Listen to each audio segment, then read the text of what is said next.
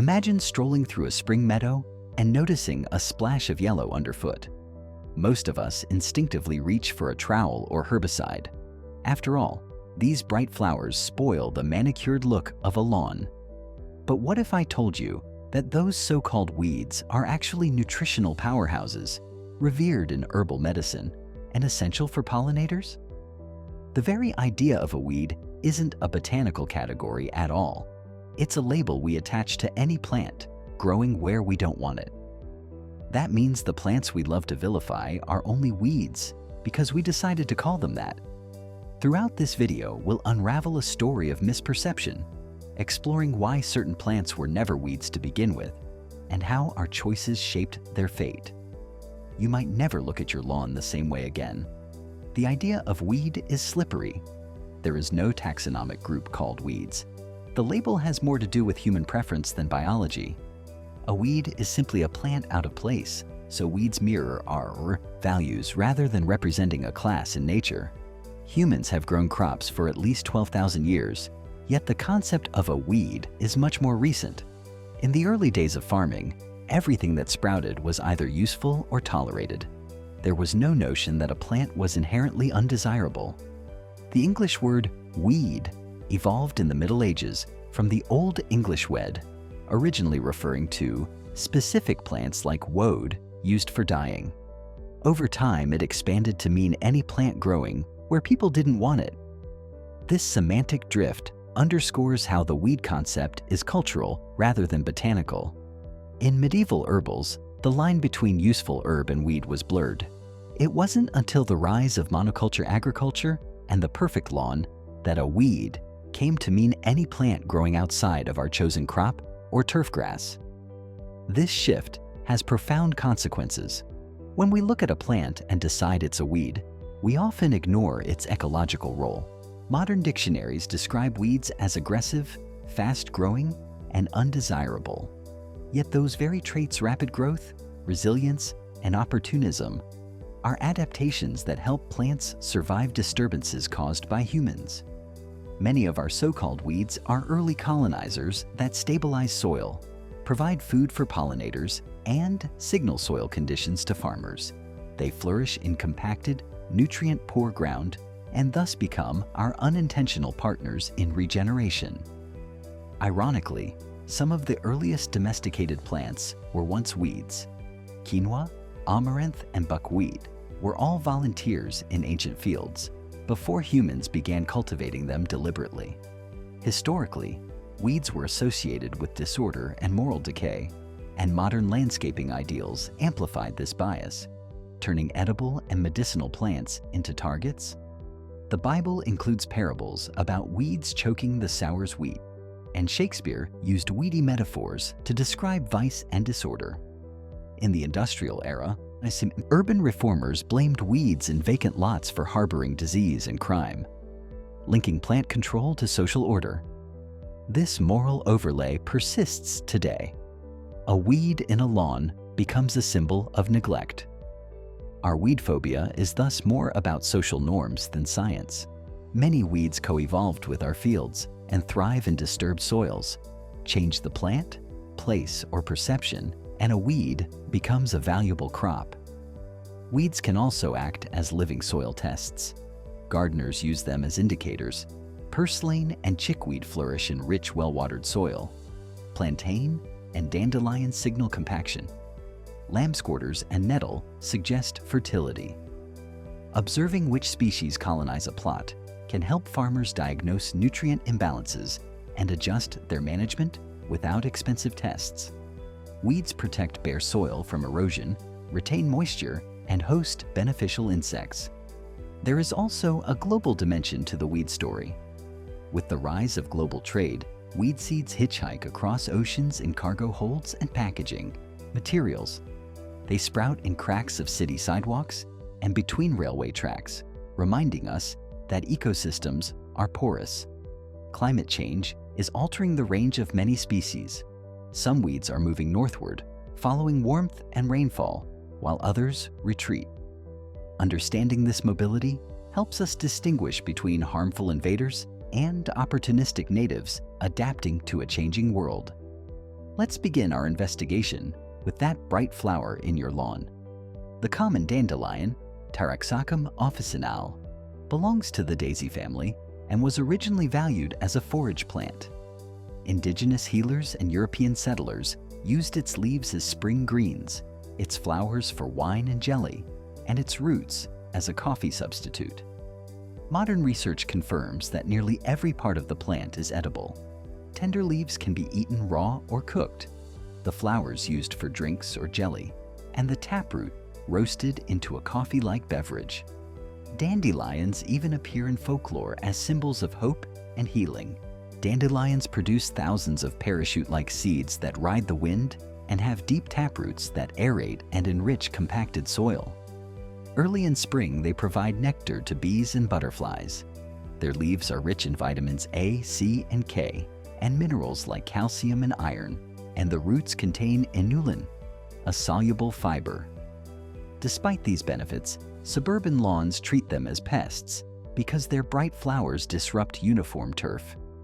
But what if I told you that the humble dandelion is also one of the first foods for bees emerging from winter hibernation, making it a keystone species for pollinator survival, the vegetable for a long life? Another plant frequently dismissed as a weed is purslane, Portulaca oleracea. If you have a vegetable bed, you've likely seen its fleshy stems creeping between your tomatoes. In the United States, it pops up between paving stones and in garden beds, often pulled and discarded. Yet in Mexico, it is called verdolaga and appears in soups and stews.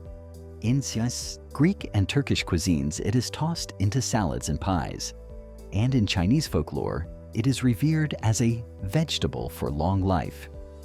Purslane thrives in dry conditions because it stores water in its leaves and stems. It contains omega-3 fatty acids, 5 to 7 times more than spinach, and is rich in antioxidants and minerals like potassium, magnesium, and calcium.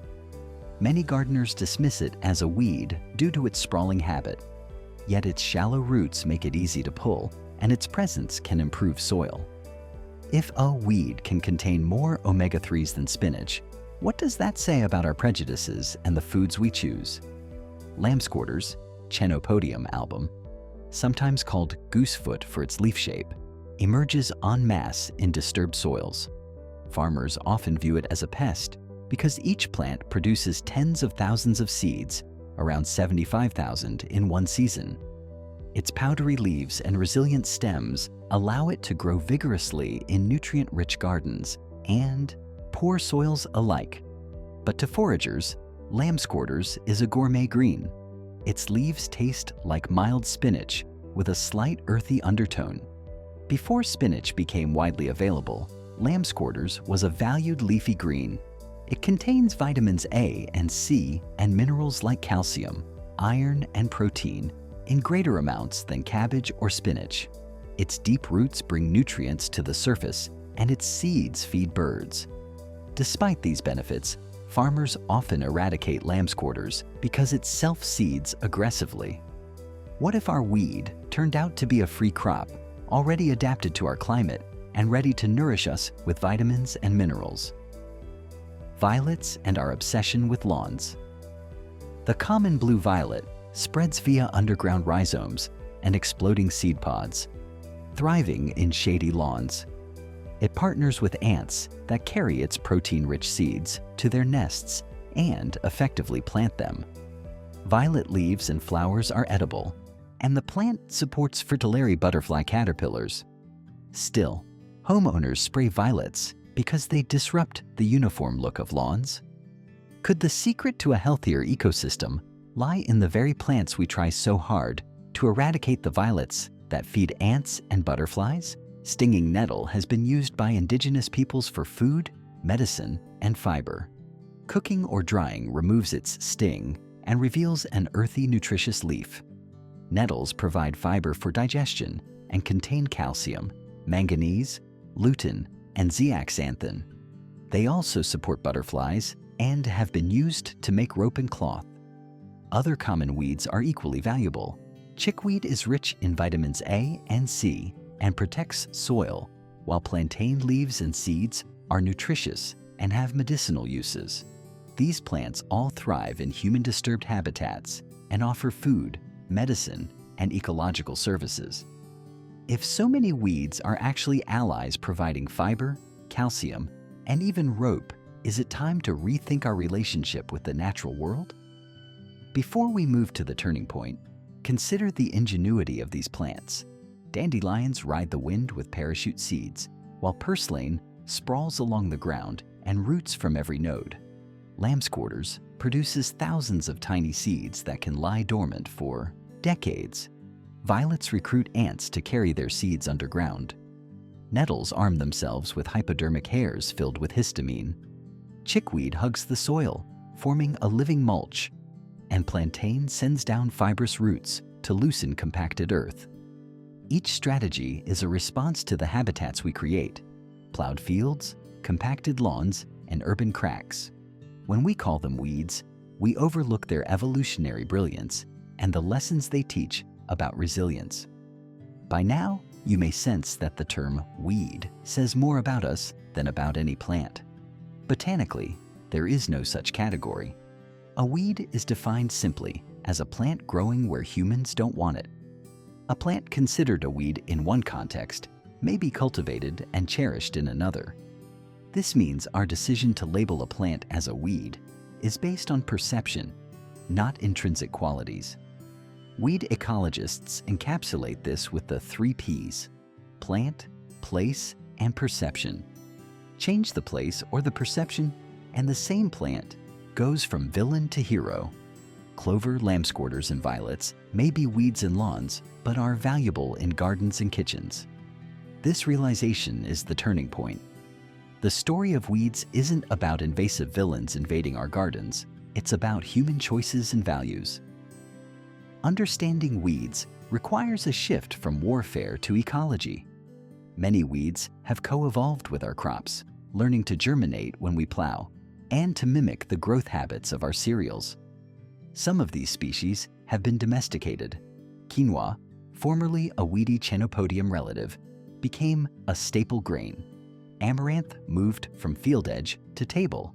Carrots and beets were once wild weeds before selective breeding. Conversely, some crops escape cultivation and become weeds themselves. The line between weed and crop is porous, emphasizing that weeds are context-dependent. In their book Weeds, In Defense of Nature's Most Unloved Plants, British ecologist Richard Mabey argues that weeds are the ultimate opportunists, thriving in the margins and filling ecological niches we create. Our weed war undermines our own interests. When we eradicate dandelions, clovers, and violets from our lawns, we remove early nectar sources for bees and butterflies. When we spray herbicides to kill lambsquarters and purslane, we lose free sources of vitamins, minerals, and omega-3s. When we fear nettles, we discard a plant rich in calcium, manganese, and lutein. Weeds often improve soil, prevent erosion, and fix nitrogen. Clovers add nitrogen to lawns and reduce the need for fertilizer. Plantain loosens compacted soil and draws up minerals. By waging war on weeds, we reduce biodiversity and resilience in our gardens. The turning point also reveals that weed categories matter. Not all weeds are benign. Weed experts distinguish between simple weeds, noxious weeds, and invasive weeds. Noxious weeds are plants designated by governments as harmful to agriculture, ecosystems, or health. Invasive weeds are non-native plants that spread aggressively and displace native species. These species can cause ecological harm and require careful management. However, many of the plants we call weeds are neither noxious nor invasive. They are native or naturalized species that fill niches. Understanding these distinctions prevents blanket eradication and encourages targeted strategies. Could embracing weeds and learning to distinguish between harmful invaders and helpful volunteers be an unexpected solution to climate resilience and food scarcity?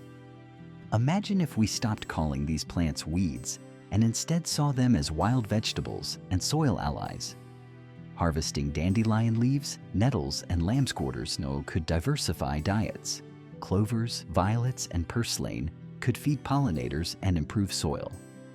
Foraging movements and chefs already embrace them, and rethinking weeds could reduce herbicide use and inspire new crops. Not all weeds are harmless invasive species require management, but many are benign or beneficial.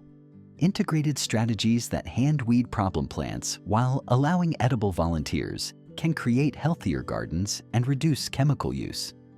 By welcoming some wildness, we support pollinators, birds, and beneficial insects, reduce erosion and chemical runoff, and reconnect with ancestral foraging traditions.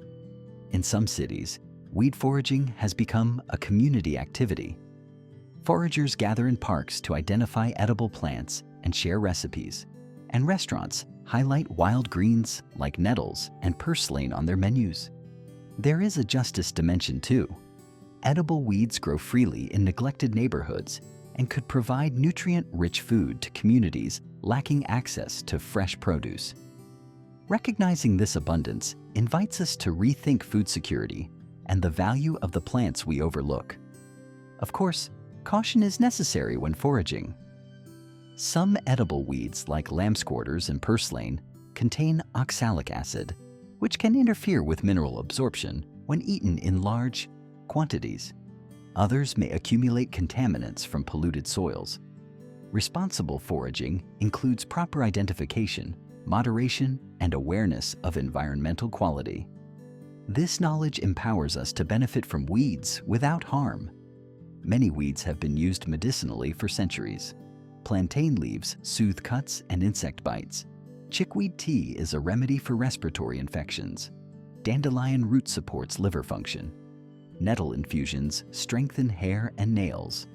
Modern science is beginning to validate some of these uses. By ignoring weeds, we ignore a pharmacopoeia at our feet. From a purely ecological perspective, weeds are keystone species in early successional stages. They prepare the ground for later communities by accumulating organic matter and supporting microbes. Without them, bare soil would erode away and ecological succession would stall. The very plants we despise are the architects of ecosystems. Imagine a future where the weed in your backyard becomes the superfood on your plate, where children learn to identify chickweed and purslane instead of seeing only monoculture turf. Would you still reach for the herbicide? As we wrap up, let's return to our opening scene, the dandelion glowing in the sunlight. Seen through the lens of history, ecology, and nutrition, it transforms from a nuisance into a gift. This plant was never a weed. We decided it was. By labeling it undesirable, we blinded ourselves to its value. The same is true for purslane, lambsquarters, violets, nettles, chickweed, plantain, and countless other species. They challenge us to rethink our relationship with nature and to question the narratives we inherit. The word weed invites us to ask, who decides what belongs? When we categorize plants solely by their convenience to us, we ignore their ecological roles and ancestral wisdom. But when we broaden our perspective, we see the abundance under our feet. The dandelion becomes a medicinal herb, the purslane a source of omega-3s, the lambsquarters a protein-rich green, the violet a partner of ants, the nettle a fiber for rope and a tonic for bones, the chickweed a winter salad and bird feed, the plantain a healer of wounds. Our understanding shifts from control to coexistence. Picture a weed pushing through asphalt, splitting the pavement with quiet persistence. That image can be a metaphor for the human spirit. In many cultures, weeds are symbols of resilience and rebellion. Graffiti artists paint dandelions on walls as emblems of hope. Poets use weed imagery to challenge authority. Weeds thrive without our care, reminding us that there is a world beyond our control, flourishing in the margins. Weeds remind us of the radical proposition that life wants to flourish wherever it can. They are the first responders after disturbance, the green thread stitching broken ground back together. They challenge us to soften our gaze, to see beauty in diversity, and to question the monocultures we cultivate both in our gardens and our minds. Changing our relationship with weeds could be the first step toward living with, rather than against, the natural world. Perhaps the real weed is not the plant itself, but the mindset that dismisses what doesn't fit our narrow vision. If we can learn to see value in the unexpected and to embrace diversity in our gardens and diets, we open the door to a more resilient, nourishing, and harmonious relationship with the natural world. The next time you walk through your yard and notice a splash of yellow or a cluster of succulent leaves, pause before you pull. There might be a story of resilience, nourishment, and connection waiting to be told, and a delicious meal waiting to be harvested.